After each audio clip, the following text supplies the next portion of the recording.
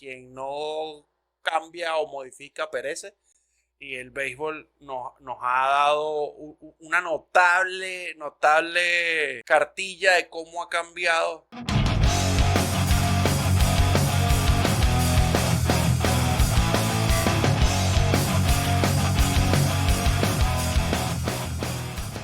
Hola, hola, ¿qué tal? Bienvenidos a un nuevo episodio de Nos Seremos Responsables. ¿Cómo estás, Luis? ¿Todo bien, Darwin? ¿Cómo estás tú? Bien, bien. ¿Cómo están todos los responsables e irresponsables del otro lado? Espero que muy bien. Un episodio brillante. No venimos a hablar de un equipo solamente, aunque sí, somos aficionados de los Dodgers, definitivamente. Creo que esto es un episodio para hablar un poco de la Serie Mundial, luego dar un brinco a la evolución que ha sufrido el béisbol. Definitivamente, quien no cambia o modifica perece. Y el béisbol nos ha dado una notable cartilla de cómo ha cambiado. Entonces, para muchos, esta Serie Mundial ha sido muy diferente a las demás.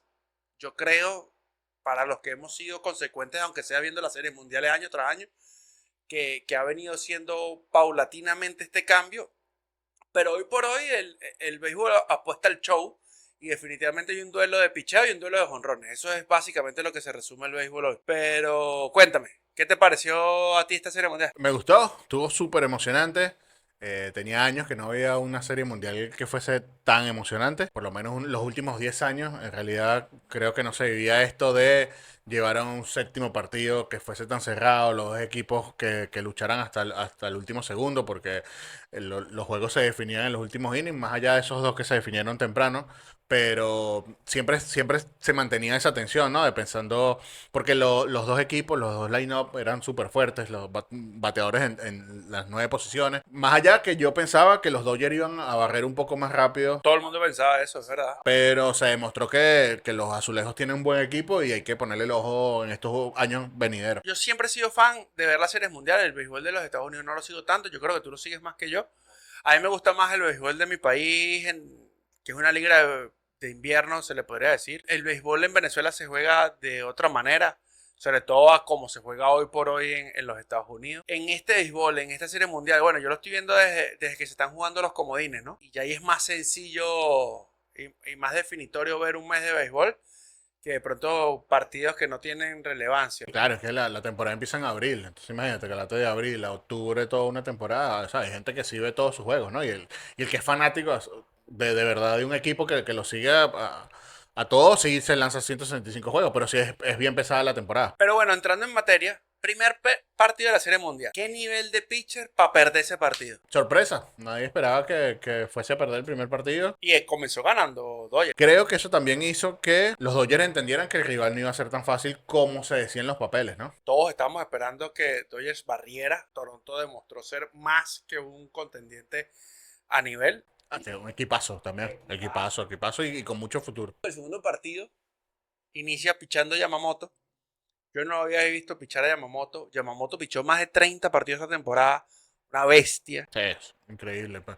Tipo merece que pidan mañana, se levante y digan quiero 700 millones como Tani y Los Ángeles tienen que bolsillarlo porque se lo merece, loco. Ese juego completo que te lanza es una joya. Venimos con el tercer partido de la Serie Mundial. El famoso juego que se va a 18 innings. Y yo dije, epa, aquí pasa algo. Aquí pasa algo porque Toronto está mostrando que tiene no solo hambre, sino que se la estaban creyendo. Y a pesar de que termina ganando en el 18 inning, nos vamos al cuarto juego y yo decía, no, aquí tiene que matar a Dodgers. Para sorpresa de todo el mundo, 2-2 la serie. se pone 2-2 en la serie y después se pone 3-2 a favor de Toronto en el quinto juego, volviendo a perder Snell. Y ahí la gente decía, bueno, ya está volviendo la serie a Toronto, ya.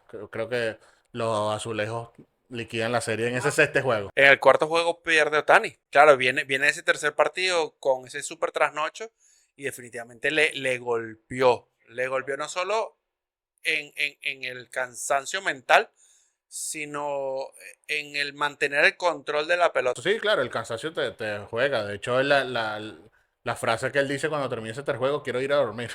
Claro, porque esa que necesita el descanso, porque aparte vas al día siguiente, picha, y aparte no solo picha, sino que también sales a batear y tal. Eso le jugaba en contra. Pero sí, cuando llegó ese quinto juego a Toronto, mucha gente decía que ya se iba a terminar la serie, y terminan ganando los Dodgers y obligando ese séptimo juego, que locura. Increíble, teníamos años que no llegaba a la Serie Mundial al séptimo partido.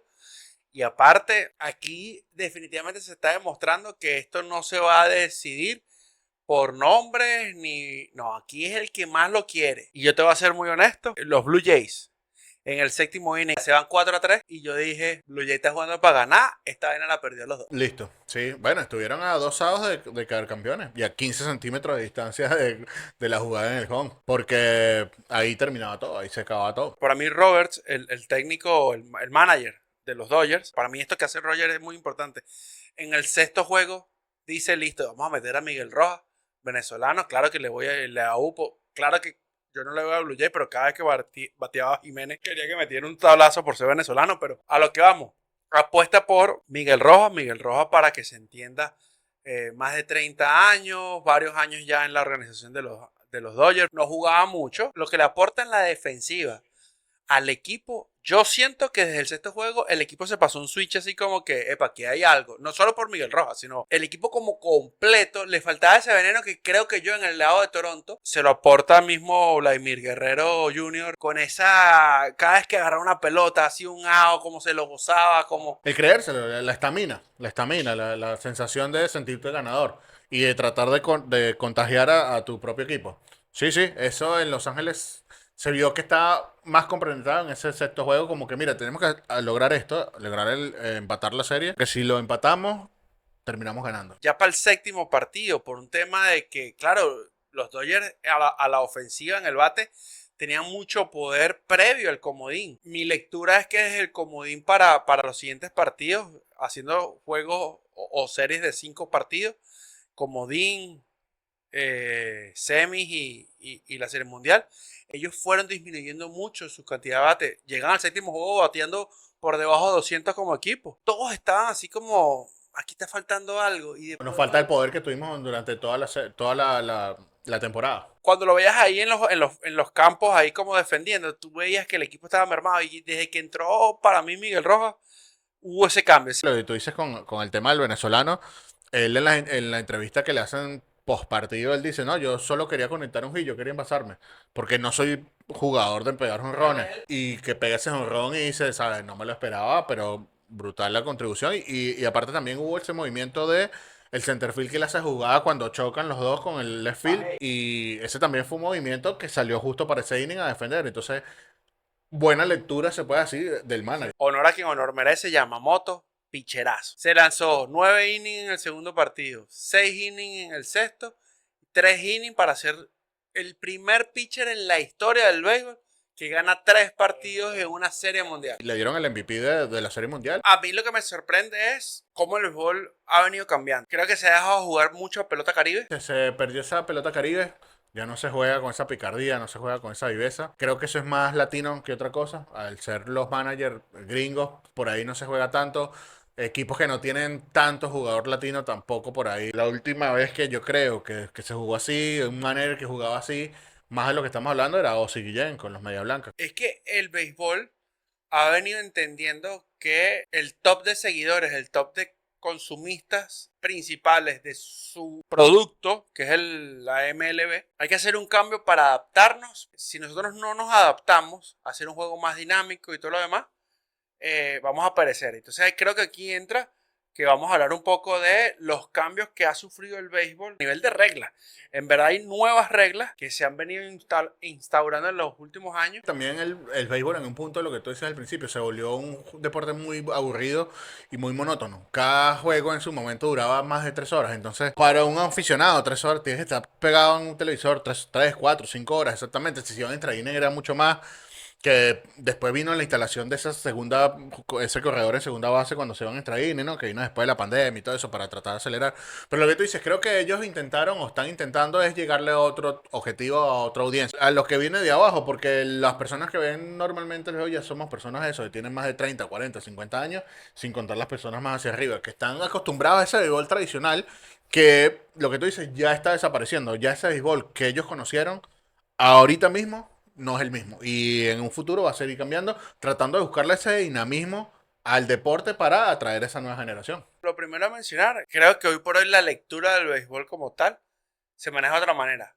Ya no hay tanto vieja escuela, sino todo hoy por hoy corresponde a una estadística. Pero hay unas reglas que sí ya se implementaron que cambian totalmente la historia de todo lo que venía siendo el deporte. La primera regla, tomamos aquí en cuenta para hablar de estos cambios, el primero, el shift defensivo, ya no se puede hacer, que era eso cuando el bateador, por lo menos, en un ejemplo, Big Papi, David Ortiz, él jalaba demasiado la pelota hacia su banda. Entonces, ¿qué era el shift defensivo? Era decir, que los cuatro jugadores del infield estaban entre dos bases. A partir de hace unos años hacia acá, ya no se puede. Tienen que haber dos jugadores entre las dos bases. Entonces ya ese shift defensivo, que era para jugarle a diferentes jugadores que alaban mucho la pelota hacia una banda, ya no se puede hacer. Eso permitió que estos jugadores que tenían esta condición lograran envasarse más, ¿no? Evitar que los hicieran out más fácilmente. Esta regla, la del bateador, si el bateador sin pedir tiempo saca el pie de la caja de bateo, automáticamente se le multa con $500. Creo que depende del momento, será un precio que muchos estarán dispuestos a asumir, pero bajó mucho el tiempo de bateo. Y que ese que va pegado con el que tú dices el tiempo de bateo, de sacar el pie de la caja, viene la implementación de los 15 segundos del lanzador también para darle ese dinamismo al deporte, porque los lanzadores también se tomaban demasiado tiempo entre lanzamiento y lanzamiento. Eso se vio Otani pichándole a Vladimir Guerrero. No esperaba ni 10 segundos, les lanzaba muy rápido, para que él no se sintiera cómodo nunca. Me acuerdo cuando lo implementaron hace un par de años, muchos de los lanzadores se quejaban de que iba a ser demasiado exceso de trabajo para el brazo, ¿no? Hacerlo tan rápido. Que antes se tomaban el tiempo, era como para eso, para descansar un poco el codo y tal, pero no pasó nada, la entendieron y tomaron estrategias como Tani. Esta regla no me piache, no me gusta mucho. No creo que si no lo hubiesen implementado cambiara mucho la cosa, pero bueno, se hizo y hay que vivir con ella. Que es que cambiaron el tamaño de la almohadilla. Cada una de las bases ahora son más grandes. Que ya también por regla no puedes bloquear la base. Ahora la toman, si tú bloqueas la base, te la toman como interferencia defensiva y queda el corredor quieto. Entonces lo que se quejaban los jugadores defensivos era, si yo pongo el pie delante de la base, la tapo completa. O sea, y en jugadas moviéndote y tal, yo no tengo la cabeza para, coño, no lo voy a poner. Entonces, lo que hicieron fue poner las bases más grandes para evitar esto. Y incluso se ha visto mucho de que los jugadores ahora que se deslizan, ya entienden cómo moverse durante el deslizamiento como para que los toquen y que quedar quieto. La reglamentación del bateador universal o el bateador designado para ambas ligas. En las dos ligas tiene su bateador designado. El pitcher ya no tiene que estar sufriendo para batear. Este sí es quizás la implementación de una de las reglas nuevas que más me gustó, que es la implementación del challenge por parte del técnico y por parte del equipo, de que los umpires vean la repetición de la jugada y certifiquen si fue quieto, si fue out, si... Es el VAR en el fútbol. A diferencia del fútbol, en la NFL, en la NBA y ahora en la MLB, el árbitro no es el que tiene que ver, sino que hay una cabina en Nueva York que ve todas las jugadas. Entonces la respuesta viene desde esa cabina en Nueva York donde están viendo y llega la decisión a cualquier estadio donde se esté jugando. Esa es la única diferencia. En cambio, en el fútbol todavía está el árbitro yendo hacia el VAR. Que se entiende como una pérdida de tiempo. Estas ligas entendieron que si lo hacemos más rápido y más dinámico, si hay algo concentrado en una. Los boletos intencionales, que antes había que lanzarle los cuatro bolas malas al bateador, ya se eliminaron también. Ahora el boleto es automático. Simplemente dice que él va y el corredor no tiene que ni siquiera pararse en el plato, va directamente a primera, ¿no? Eso está buenísimo, sobre todo en el juego de 18 entradas que le dieron 5 boletos, bueno, 4 boletos intencionales a Otani. Porque el quinto sí se lo dieron intencional, pero fue disfrazado. Le hicieron los 4 picheos en bola franca. Y... En ese partido el tipo termina envasándose las 9 veces del turno al bate, una locura, ¿no? Pero esta regla también cambió para darle ese dinamismo, esa velocidad al juego. Se reglamentó la cantidad de visitas al montículo. Bueno, cada pitcher tiene que por lo menos enfrentar a mínimo 3 bateadores, porque antes sacabas al bateador y que, no, vengo a que lance dos strikes y lo saco. ¿Qué es eso? Ahora la regla tiene que ser mínimo 3. Habían pitchers que solo iban a lanzarle a un bateador. Y solo vivían la temporada para un bateador. Esta regla la dijiste tú ahí en una explicación que diste hace rato, pero la regla de colocar en extra inning un jugador que comience en segunda. Pero no me gusta, no sé. Esta sí es la única que yo creo que por ahí no estaría de acuerdo. Para esta nueva temporada que venga, ya van a implementar el tema de el robot umpire. Va a seguir habiendo un umpire humano que va a detectar, o sea, que va a seguir cantando el strike y la bola y el out. Pero cuando un strike o una bola sea sometida a revisión, no es un tema de que ay, vamos a ver la jugada y va a quedar en... No, el robot va a tirar y va a decir, eso sí fue strike, fue bola y chao pescado, todo el mundo llora para el valle. Esto sí es lo que tú dices, que es parecido al ojo de halcón. Exactamente, que va a ser la pantalla, va a determinar dónde cayó la bola justamente, que es más o menos lo que uno ve en televisión hoy, que no, que te ponen en medio de ese cuadrito de la zona de strike. Va a ser eso, pero va a ser el robot que va a determinar si es bola y strike y no, ese sí no va a tener challenge, esa sí. Algo que se hizo famoso también para esta temporada es la regla Otani, que él puede abrir como lanzador, de que puede abrir como lanzador, batear como bateador designado y una vez que sea sustituido como lanzador, no ser sustituido como bateador, sino seguir manteniendo el tema de bateador designado. ¿Qué no pasa si él viene de relevista? Si él viene de relevista, él puede actuar como bateador, pero en lo que te sacan, va para afuera también como bateador. Creo que ya podríamos hablar un poquito de qué monstruo es este Tani. Otra cosa, es un robot. De verdad, yo creo que lo que estamos viendo ahorita tuvo que haberlo sentido mucha gente cuando veía a Baby Ruth. Que Baby Ruth hacía lo mismo que hace Otani. Pichaba y él mismo conectaba 3 jonrones en un partido. Y pichaba un juego completo. Yo creo que lo que vivió esa gente hace 100 años con Baby Ruth lo estamos viviendo nosotros ahorita. Estamos viviendo la historia en vivo del béisbol. No había habido un jugador que lo hiciera también en las dos posiciones.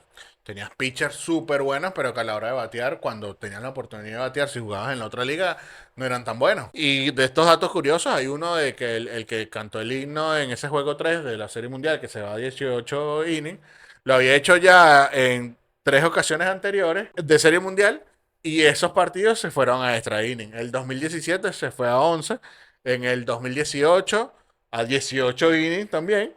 Y en el 2024, 10 innings. Y en este 2025, 18. Es decir, que tú lo escuchas cantar el himno y tú dices, uy, esto va para largo. Cuando el tipo esté ahí cantando, hoy no nos vamos temprano para acá. Yo sí no había entendido esto y qué bien que lo estemos diciendo aquí ayer. Luego de la transmisión, pues yo lo veo por ESPN. A mí me gusta como Ernesto Jerez narra. El mejor Su narrador de compañero la que es historia. venezolano, que es Luis Álvarez. que es venezolano y él narra con el mexicano y con Carolina Guillén. Sabiendo que Ernesto Jerez, en esa narración, ayer cuando se despiden, justamente Luis Álvarez le dice así como que, y caballo, o sea, hay que decirles a los caballos, Ernesto Herrera tiene 29 series mundial narradas. Y entonces vamos a ver cómo el año pasado, el año que viene hacemos para ver si hay la 30, que justamente lo que yo no entendí es porque Ernesto Jerez no respondió a eso, así como que el año que viene nos vemos aquí y todo lo demás. Y claro, este dato curioso va a que en la temporada 2026 ESPN no va a transmitir ya los juegos de la LMB de por sí, ya hoy por hoy. Tristísimo esta noticia porque uno está acostumbrado toda la vida escuchando a Ernesto Jerez y que ESPN no haya llegado a acuerdo con la MLB por un tema de contratos, porque ESPN está diciendo que estaba muy caro y que le bajara y la MLB dijo, no me interesa. Tengo otras personas detrás que quieren transmitir los juegos y una de estas empresas que quiere es Netflix. Claro, es que están viendo que es negocio, así como Apple con Messi, que ojo, para mí, en mi opinión, yo siento que la MLS ahora se ve menos porque se privatizó mucho, pero sigue siendo un negocio. O sea, negocio es, quien la vea es otro problema, pero... No, y que el tema es que obligas a alguien a pagar y ese pago ya es el tema de tu negocio. Tú quieres vender una suscripción para que tengas acceso en este caso MLB termina contrato con La temporada 2025 fue la primera vez que la liga empezó a jugar fuera de los Estados Unidos y terminó también fuera de los Estados Unidos. Comenzó en un partido inaugural en Japón y terminó, para todos los que no lo entiendan, esta serie mundial, los 2 últimos partidos fueron en Canadá, en Toronto. Inició y terminó fuera de Estados Unidos. Sí, esa expansión que están buscando. A lo mejor termina la MLB como la NFL, llevando partidos a Londres, a España, a Brasil. Y este es el dato curioso que tú decías de ese jugador llamado Will Smith, que estos últimos 6 años en el roster de los equipos que quedan campeón de la Serie Mundial hay un jugador llamado Will Smith. El de los Dodgers 2020, 2024 y 2025 sí es el mismo Will Smith. Pero el otro Will Smith de los otros 3 equipos que quedan campeones, Houston, Kansas City y creo que Atlanta, ese ha sido otro jugador que no es el mismo de los Dodgers. Un super datazo. La temporada que viene, un equipo buscando a un jugador Will Smith para tenerlo ahí porque yo te quiero tener en el roster porque Will Smith asegura serie mundial. Ahora, hace rato hablabas tú de uno de los dueños de los Dodgers, que uno de estos grandes deportistas de muchos años se ha vuelto hoy un gran empresario. Y aquí demuestra todo lo que ha crecido el mágico, el Magic Johnson. El título número 16, el número de títulos que está consiguiendo él en toda su carrera como jugador y como ahora empresario. Un campeonato en la NCAA como jugador. Tiene 5 campeonatos en la NBA como jugador de Los Ángeles Lakers. Tiene 5 como dueños de Los Ángeles Lakers en la NBA. Tiene 1 como dueño en la WNBA. Tiene 1 como dueño de un equipo en la MLS y 3 como dueño. Que es los Dodgers. Qué crack para los negocios de este tipo, ¿no? Creo que te asegura campeonato. Esa discusión de que si el gerente general, el dueño, no sé qué, tiene que ser jugador, para mí, en este caso, queda demostrado de que sí. ¿Qué conclusión crees que podemos sacar nosotros entonces de estos cambios que ha tenido el béisbol de las grandes ligas? Creo que son necesarios, creo que se están adaptando al tiempo presente y pensando en un futuro. Creo que entienden que la gente que ya veía béisbol, esa gente tradicional, que le gustaba el béisbol tradicional, ya no va a estar más, o que pronto no va a estar. Y tienen que enfocarse a lo que viene abajo, tratar de hacerlo divertido, hacerlo dinámico. El béisbol era uno de esos deportes que era, no sé si llamarlo aburrido, pero no tenía ese dinamismo, esa movilidad.